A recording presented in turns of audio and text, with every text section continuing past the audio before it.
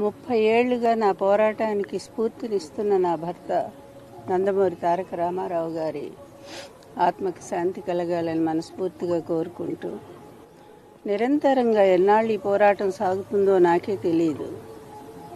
కళ్ళ ముందు ఎన్ని జరుగుతున్నా కూడా, ఎన్ని అకృత్యాలు జరుగుతున్నా కూడా బాధపడుతూనే ముందుకు సాగిపోతూనే ఉన్నాను.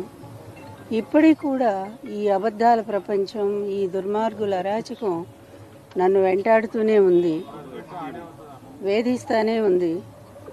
ఎన్ని రకాలుగా అవమానాలు ఎదుర్కోవాలో నాకే తెలియట్లా. నేను చేసిన తప్పేంటో ఇప్పటికి కూడా నాకు తెలియదు.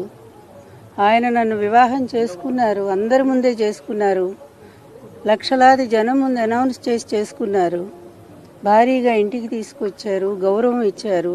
చివరి వరకు ఆయన ఆరోగ్యం కోసం, ఆయన ఆనందం కోసం, తర్వాత ఆయన అధికారంలో రావటం కోసం నిరంతరం కృషి చేశాను.